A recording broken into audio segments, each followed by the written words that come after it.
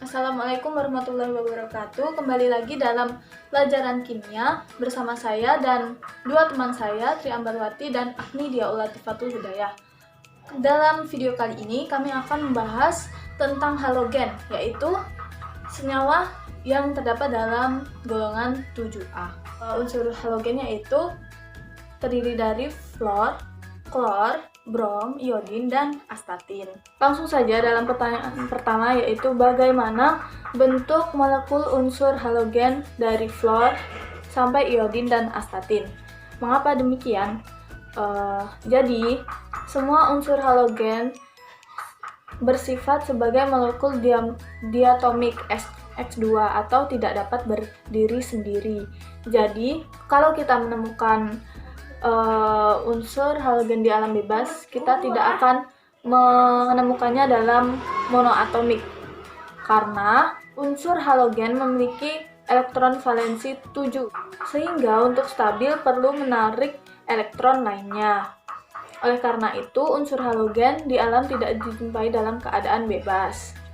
Selalu dijumpai dalam bentuk F2, Cl2, Br2, I2, dan pertanyaan kedua yaitu, bagaimana kecenderungan jari-jari atom unsur halogen dari unsur fluor sampai astatin? Mengapa demikian?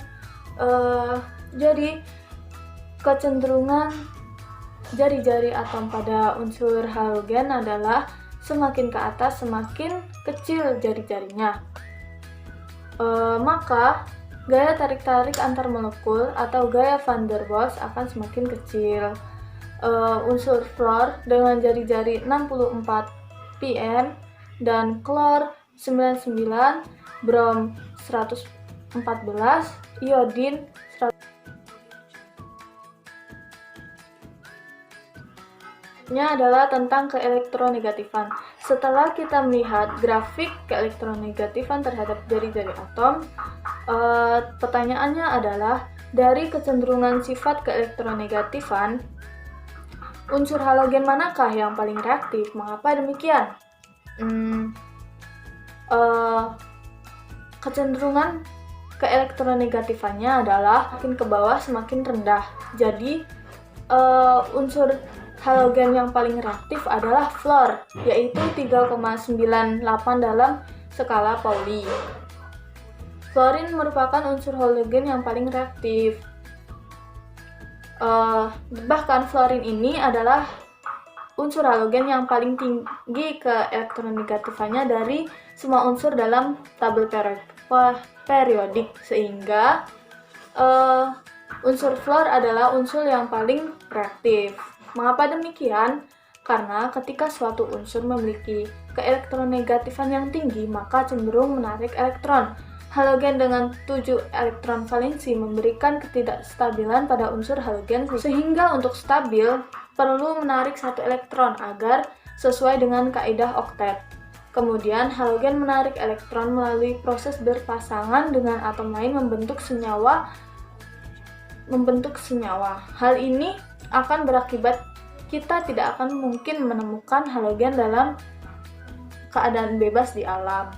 Selanjutnya akan dilanjutkan oleh Tri Ambarwati. Ini saya akan menjawab soal nomor 2 sampai 4. Soal nomor 2, dari kecenderungan sifat keelektronegatifan, bagaimana kecenderungan sifat kereaktifan unsur-unsur halogen dari unsur fluor sampai iodin? Jadi, reaktif artinya itu mudah bereaksi. Unsur pada sistem periodik semakin ke bawah semakin reaktif karena makin mudah menangkap elektron.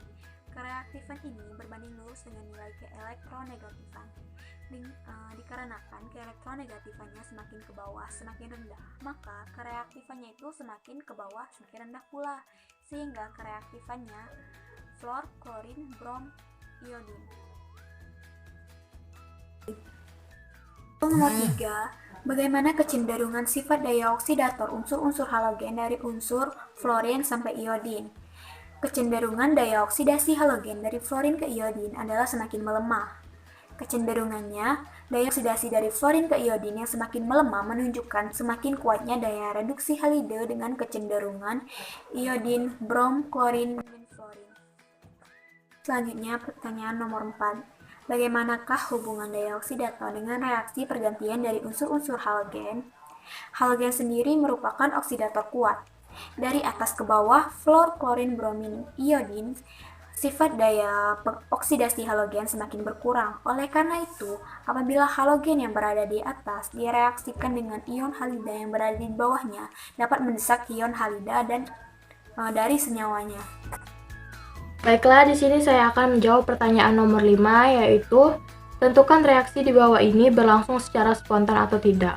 Bisa kita lihat di situ, pada reaksi pertama, yaitu reaksinya spontan, fluor bisa mengoksidasi iodin karena fluor lebih reaktif dari iodin.